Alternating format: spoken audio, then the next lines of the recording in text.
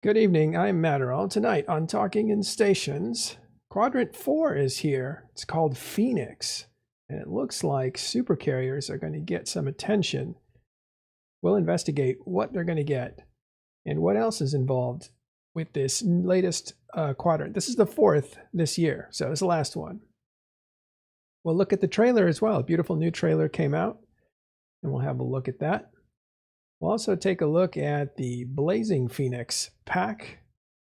You can see what's offered in that sale. And we'll look at EVE Online, some exploration stuff, talk about exploit of rogue drones, a couple corps leaving Legacy, and we'll also keep an eye on something that's happening right now, and that is Fortizar Fagoon Swarm and YZ9 is going to come under attack within a few minutes. There's already over 2,000 people in the staging system for Pappy, so something's going to happen. We'll check that out. All that and more on TIS Today, the EVE Online report. Let's get started. I'm here with Manixar. How you doing, buddy? Hey, doing great. It's just me today, so That's fine. Good to see you. Glad to have you back. Let's take a look at this new quadrant that came up. Quadrant 4 starts today, and this will take us to the end of the year. So just to get you caught up, the first three quadrants were some balance passes and a lot of Triglavian stuff as far as invasions, but Triglavians just ended. So this is now post-Triglavian, more or less, features. And that's what's interesting about this. So they focused pretty much on the other side of the invasions, the aftermath. And that's why it's called Phoenix. This is the time where New Eden will recover from the ashes of having Triglavians essentially kidnap 27 systems and create their own region from it. So all those mysteries inside of Triglavian space are still being revealed. People are still discovering things. So we don't have a perfect picture of what's going on with those systems, but we do know that New Eden goes on, and that's what Phoenix is all about. It's what happens inside of known space, and some of the changes that are coming that way. So that's what that theme's about. Did you see the trailer by any chance? yeah, it's pretty. It's kind of I guess they're going for more of an emotional trailer this time. Wasn't a lot of like people like announcing things, just more like a storyboard or something. It was nice. I liked it. It was different. Yeah, what's interesting about these trailers is if you look at them carefully, they give you a lot of clues as to what is going to be released into the game. So if it's in the trailer, it's going to be in the game. That's one of the new ways of doing business that CCP has done. So they're not going to show us stuff that we're never going to be able to touch, or they're not going to do things on screen that we won't be able to do. So that's why you want to look at these trailers in a very careful way. And let's have a look at this one, and then we'll describe what some of this is going to be about. Here we go. Let's see if I can grab this. Here you go.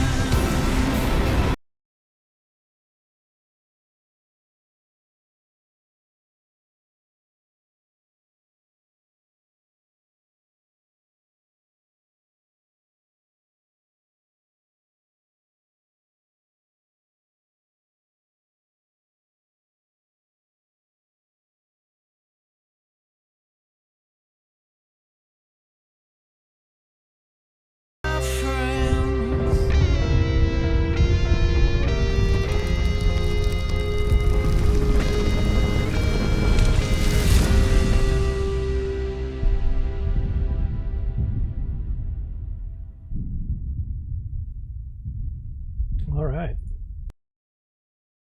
Something that's kind of funny in there. I saw some tie-dye.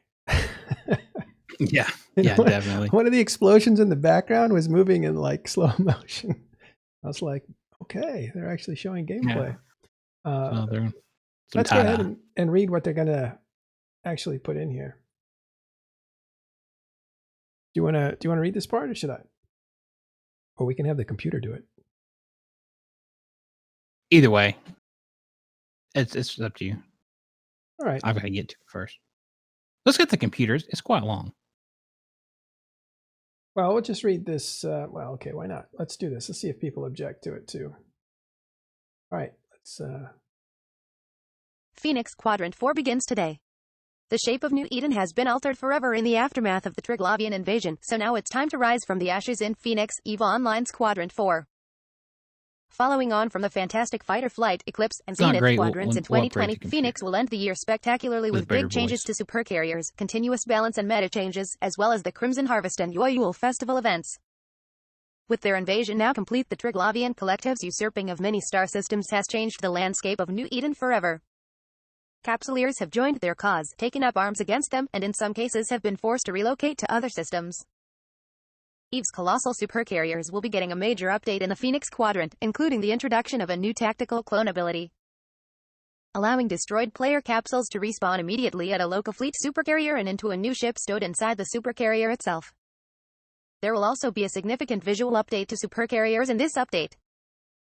The highly popular Abyssal Proving Grounds will carry on into the Phoenix Quadrant, allowing capsuleers to continue pitching themselves into intense PvP combat inside Abyssal Dead Space with different formats, specific ship classes, and leaderboards.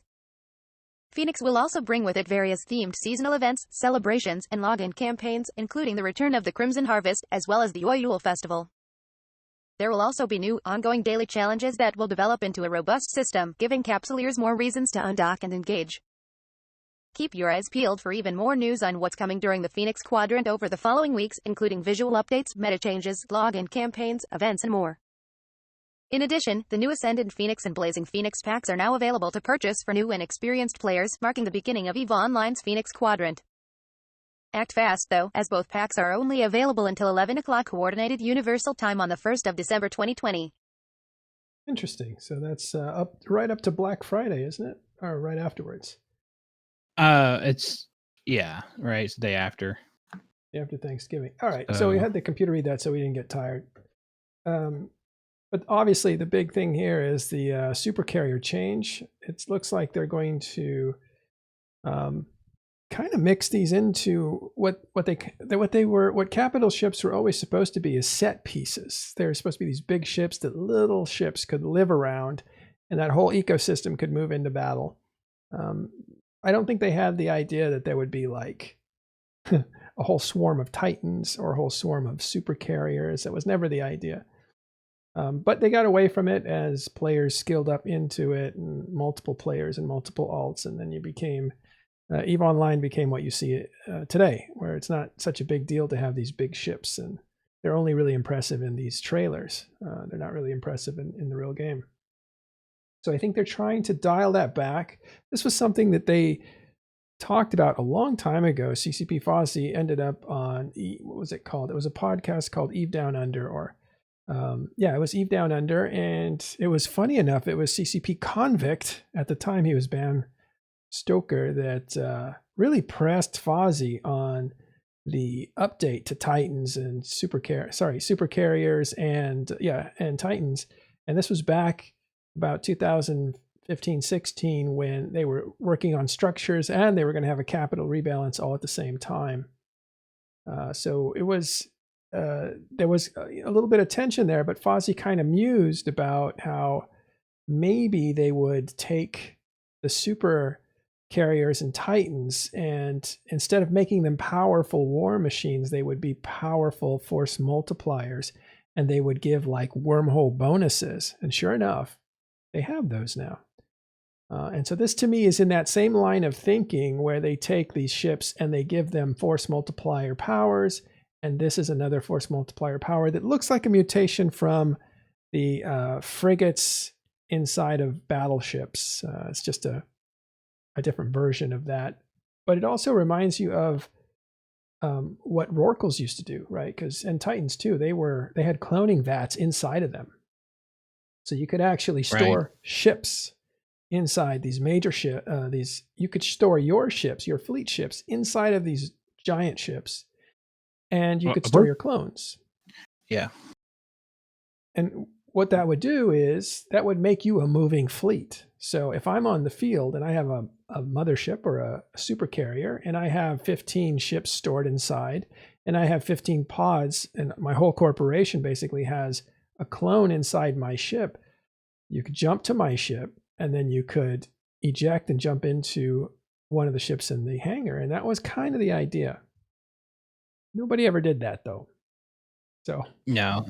Now, do we know if these changes are on Sissy yet? Don't know. Don't know. I think it's too early. These are just announced, but I don't know if they're out there yet.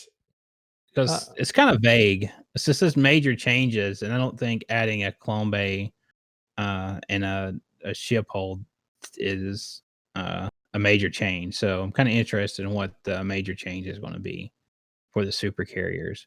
It looks like they're getting a visual update too. Are they getting larger in size to better match the faxes, or is their like model just changing? Just getting a visual update. Those are all things to look forward to, right? Yeah.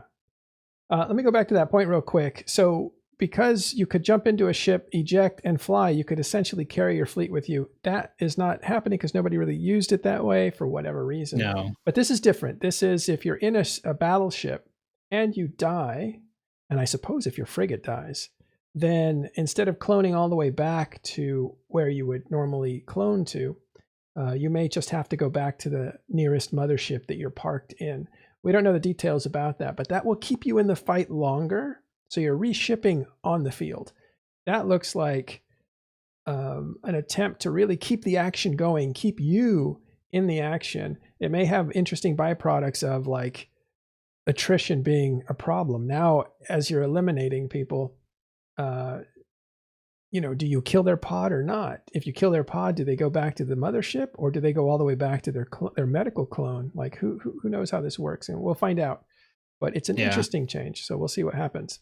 Your first question was, your question was what? You brought something up, and I went back.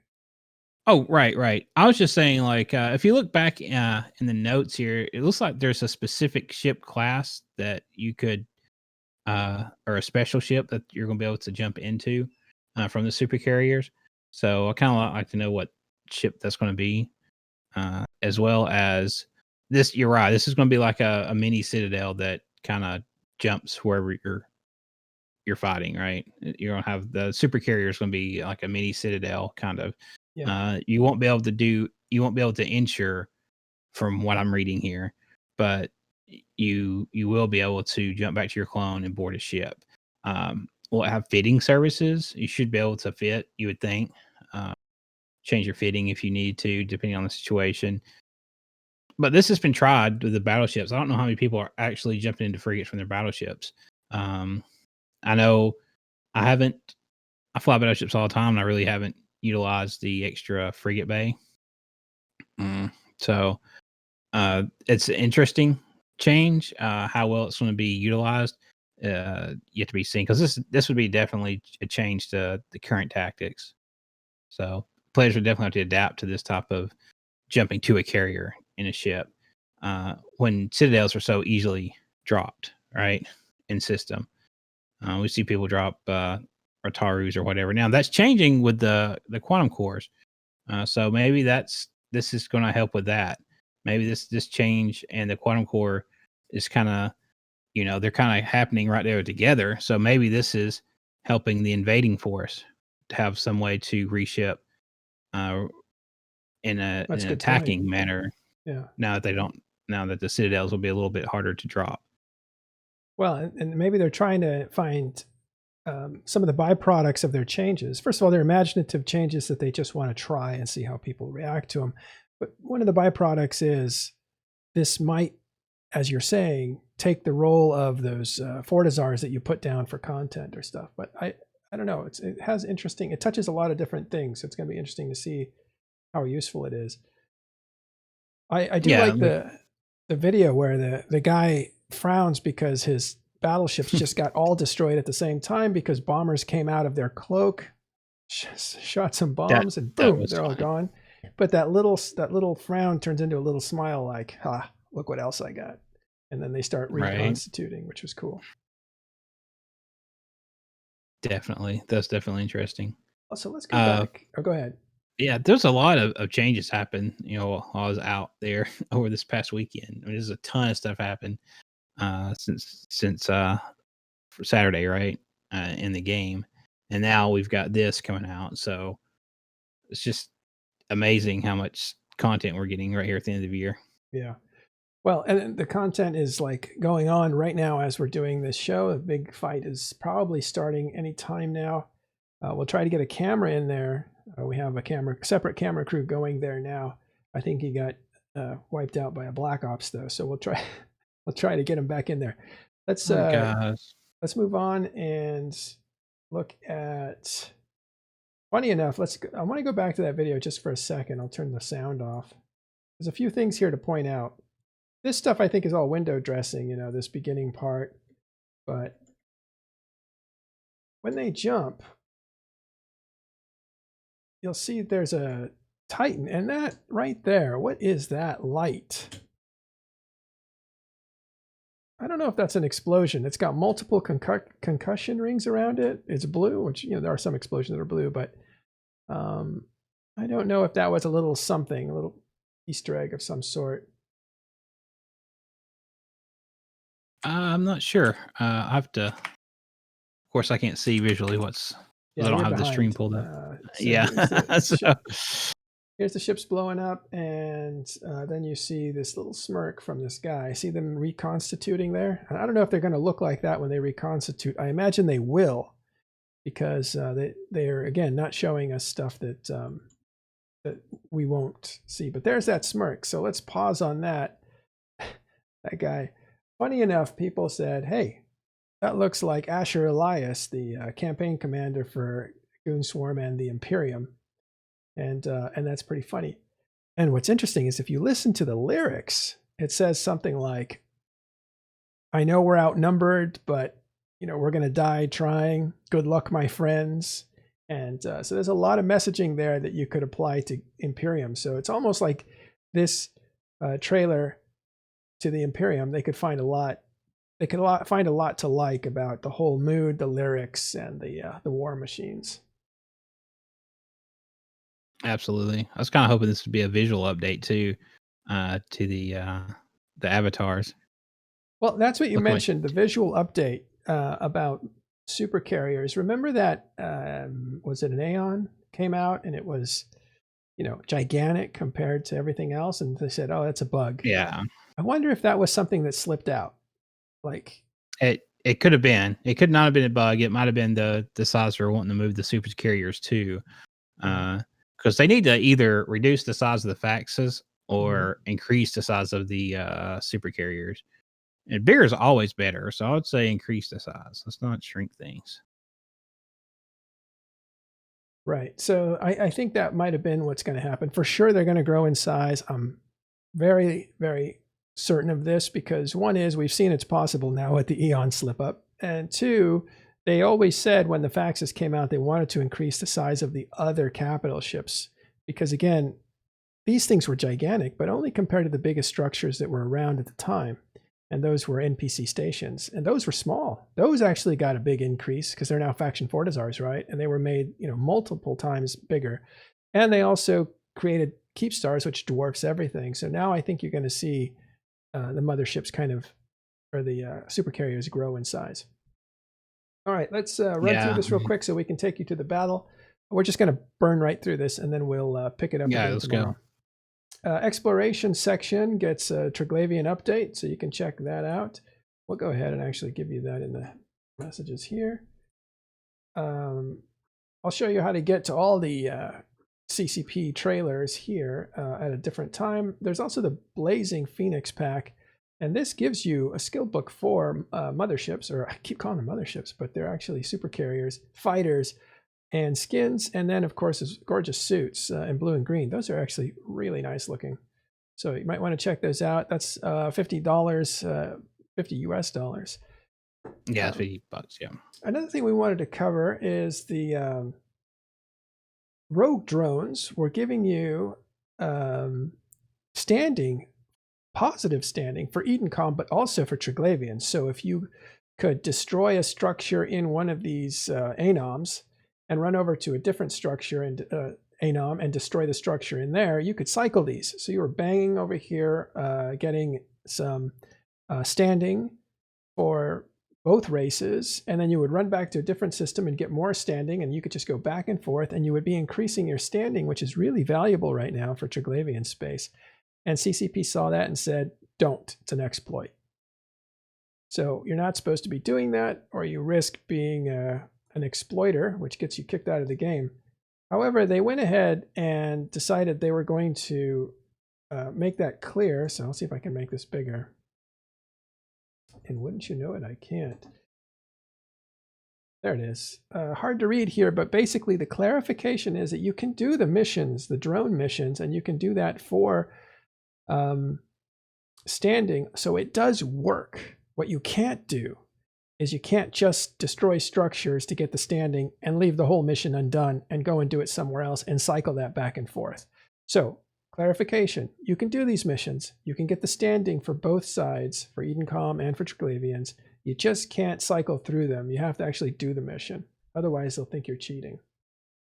Okay, so that's that. Last thing is 2 corps are leaving Legacy Alliance. Sensible people are leaving from Evictus. I believe they're former Razor, and they created a little bit of drama for other fire for what they do. I don't know who they created drama for, but they were trying to poach some members on their way out.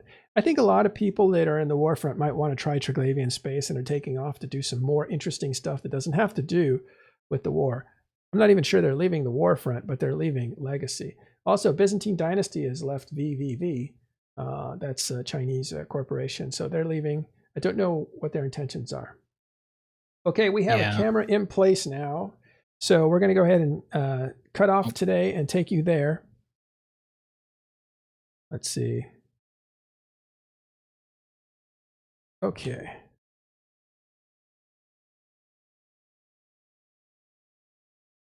Just getting some things organized here. We're not going to rate anyone because we're going to go ahead and go to live coverage now.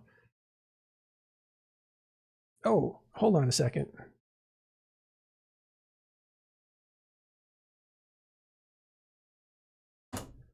I may have to do it. We'll see. The camera went down, so we'll see what we can do. This is a big fight happening in YZ9, and there should be thousands of people in there already. So we'll check that out.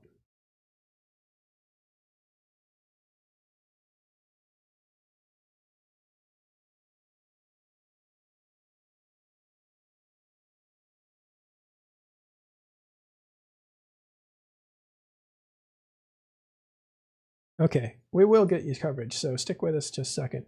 Now, I'm sorry, Manixar, I just ran over you this whole time, but is there anything you want? No, it's fine.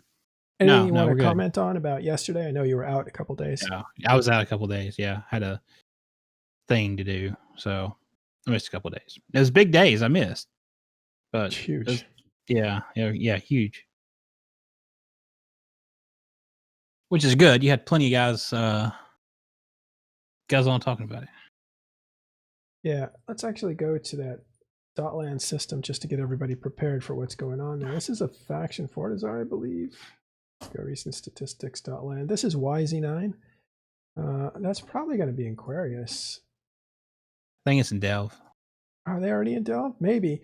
I think, okay, so this is NPC Delve. You can see it's not actually part of any sovereignty except Blood Raiders. And anything inside of Delve, I think Imperium wants to contest. I don't think they want anything taken inside of Delve, so they're contesting everything. At least that's what it looks like. Let's go into that system now. Yeah, that's where they said stats, no. The stats have not caught up yet, but maybe we can go to kills here. Yeah, I was looking at Z-kill. I don't know if it's lagging, but it doesn't seem like there's a lot of kills. You expect that many people, that there'd be people scepters and maybe some This fight may destroyers or not something be being killed. actually started yet. Again, we're getting our camera up, and it'll be up I'm going there. momentarily. See what we got. I could probably do. But this is YZ9 TAC F6. And we are ready. So we're going to go to live coverage. We'll switch. Thank you very much. We will see you on this daily show tomorrow. Right now, we're going to go to a fight in progress. Stay with us. We'll be right back.